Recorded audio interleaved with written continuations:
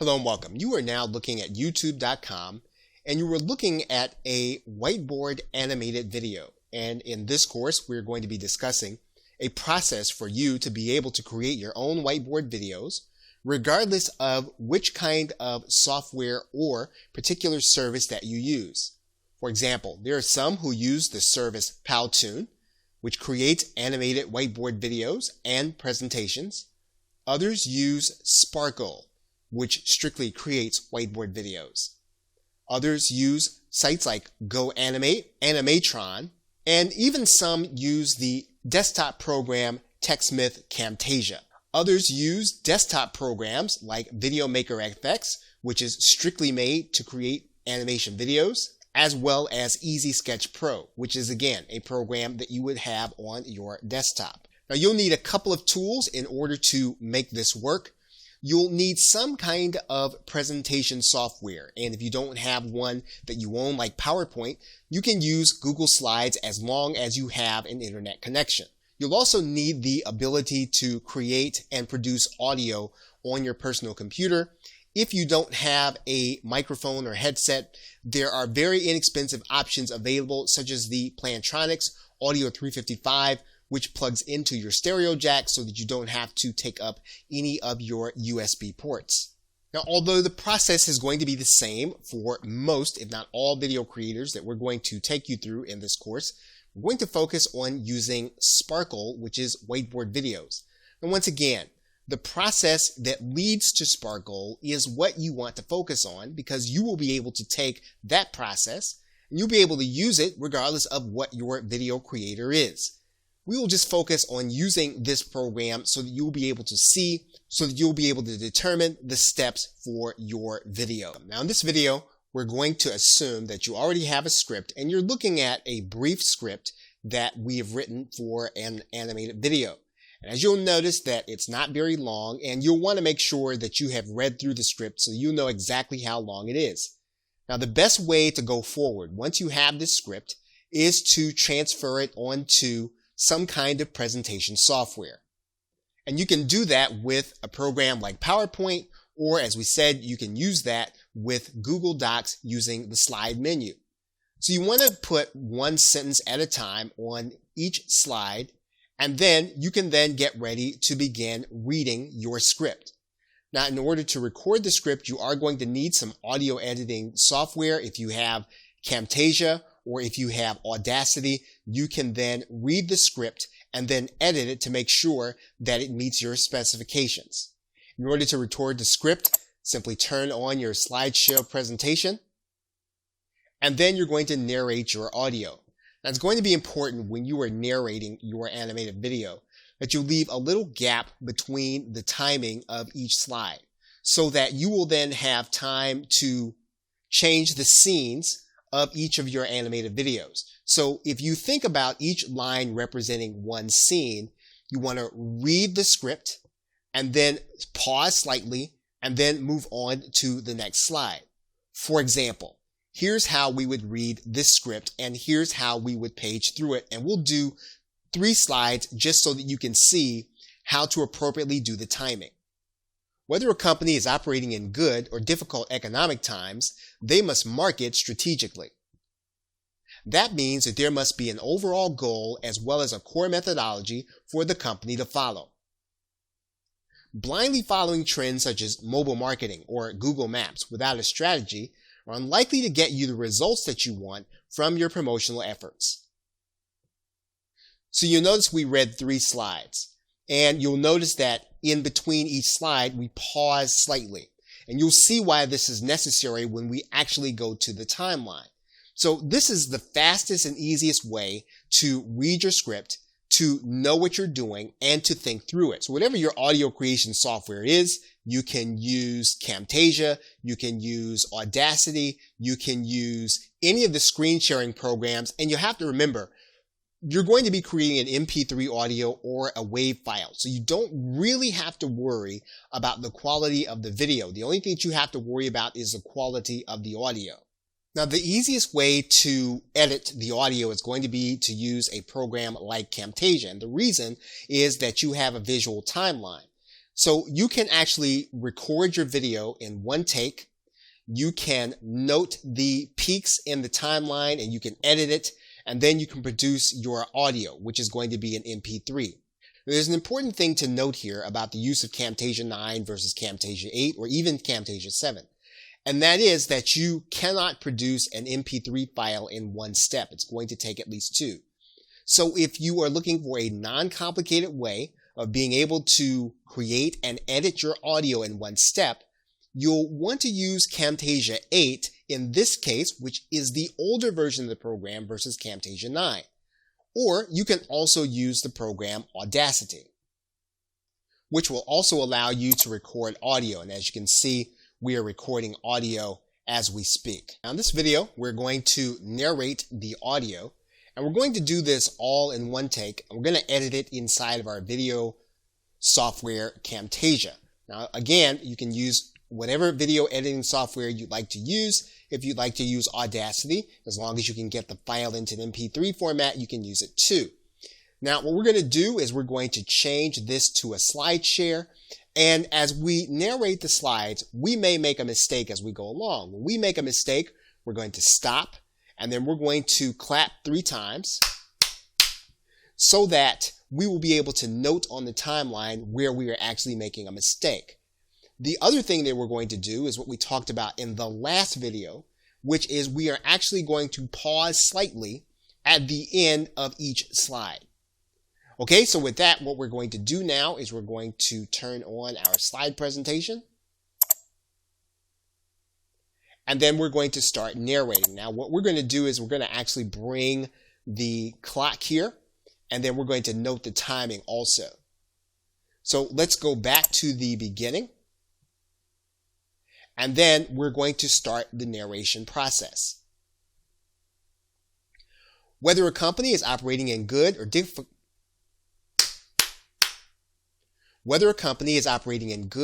difficult economic times, they must market strategically.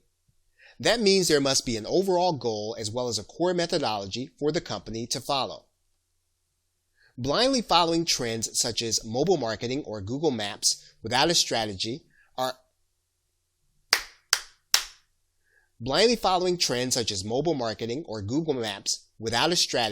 is unlikely to get you the results that you want from your promotional efforts. How you approach the market is as important as how much traffic you can get to your website. Understanding the nature of your customer and what they desire to buy will always trump even the best search engine marketing strategies. Therefore, what's needed is for you to understand the basic framework for marketing. Whether a company is doing internet marketing or television commercials, there is a certain structure that all successful marketing and promotion fits into. What is that structure? We'll discuss that more in our next video. If you'd like to explore this subject further, please check out the resource link you see on your screen. Okay, so now we have narrated the audio. You've noticed that we have made 2 mistakes. And so what we're going to do in the next video is we're actually going to edit, and we're going to show you how to do that inside of Camtasia. Now in this video, we're going to edit the audio to get it ready for our video. So we're going to actually import that audio into Camtasia. So we're now going to import the file we just created into Camtasia. Okay, so now that we have the file, we're going to bring it down to our editing timeline. And so you'll notice a couple of things here. You're going to notice that there are some instances where you're going to see on the timeline where there were the 3 claps. And those are the places where we made mistakes. Now what we want to do is we want to go to the place where we started narrating the actual audio. And you'll note that we began right here. So one of the things we're going to do right away is we're going to then just cut out the extraneous audio. So what we're going to do is we're going to split this in the timeline, and we're just going to cut this part out. And then we're going to bring this entire audio back to our timeline. Okay, so now if you recall, what we have here is we have the 2 mistakes we made, and then we have the end of our audio, which is going to be about here. Okay, so this is the beginning, and then this is the end. So what we need to do to edit our audio in Camtasia, one thing that we can do is we can take out any background noise. We can do that very easily in Camtasia. And you can do this same thing inside of Audacity also. We're just going to use the noise removal. Whatever the noise removal process is for your particular software, you just want to do a basic noise removal process of whatever background noise is in there. So you pick some area where there's nothing going on, no talking, and then you substitute that area for the rest of the audio. So now that that is done, we're going to go back here to the beginning of the timeline. And the way that you do this to make sure that you really have your audio correct is to do it in real time. So what you would really do is you would actually play the audio. So for example, you would click the play button.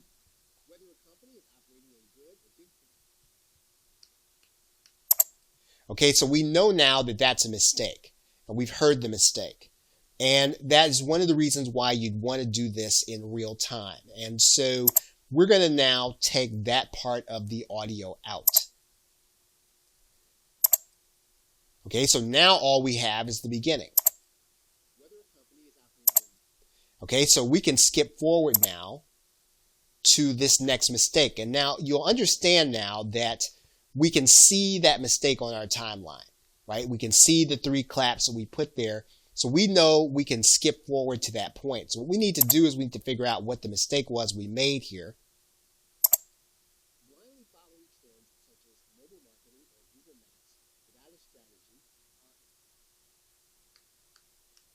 Okay, so we're going to stop there. We're going to take that out.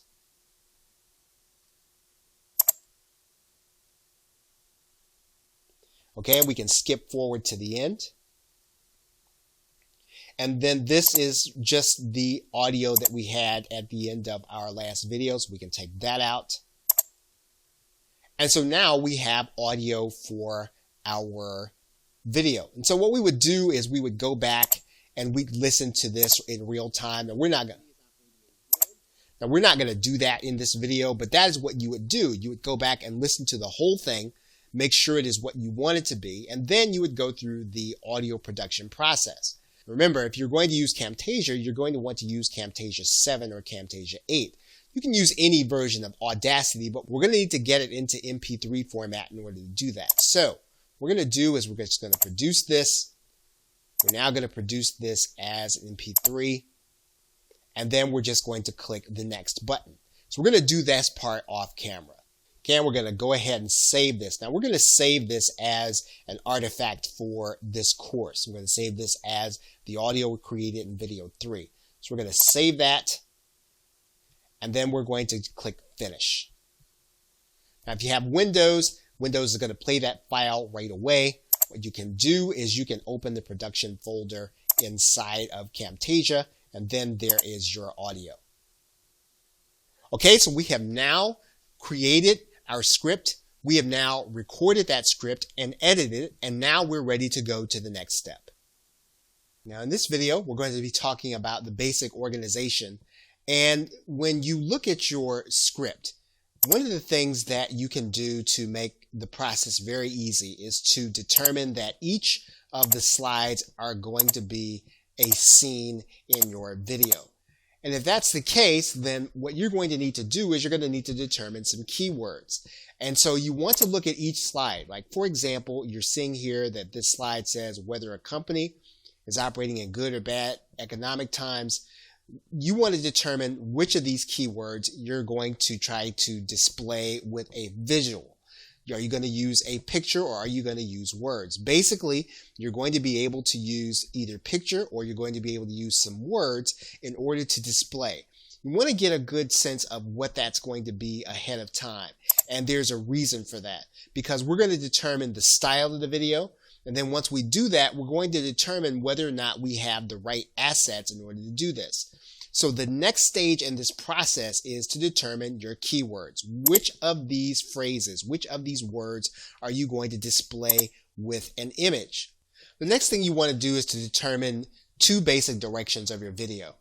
Are you going to have a video that's going to primarily be about things? So in other words, your images that you're going to use to represent your keyword, are you going to use things and words, or are you going to use people and words? And it's easiest to display this with this image of Powtoon. So if you're going to have people and words in your videos, then that's one style of video. If you're going to have words and things, as you're watching here in this RSA video, that's another kind of video. And those are two basic directions that you can go as you determine what you want to display for your keywords, as well as what words you want to put into your video. Now, there's a caution about using people in your videos. If you have a wide and diverse audience, you want to make sure that your images and your people are wide and diverse and that they will reflect what the people who are going to be watching your video will want to see. Depending on your video creation software, that can be easy to do. In some cases, that might be difficult to do. When in doubt, you can always use things in order to substitute for the words you're going to be displaying. If for some reason you have some reservations about how people are going to be reacting to what it is you're going to be displaying. So to recap, go through your script, determine keywords. Then determine the basic direction and style of your video so that you can begin looking for both music and or images. We are now inside of the animation creation software called VideoScribe, and this is a stage of the process that you'll want to go through in your software. We're going to actually open a new canvas. And one of the reasons that we're going to do that is we have now determined our keywords. We know what we want to display in our animation. We know what we want to display in our video. So what we need to do now is we need to determine as many of those assets that we have as possible. So one of the things that we can do inside of VideoScribe is that we can then do a search. So for example, we know that we want to display the word company. So we're going to go and we're going to look for that word inside of VideoScribe, and we're going to see if there's anything that represents that company, or if we're going to have to find some other asset. You can see here that they've got some things that they feel represent company. We might want to look for some of the words such as building. And so basically, this is the stage of the process that you want to go inside of your video software. You want to take note of what you have, and you want to determine if what you have is going to be enough for you to complete your process.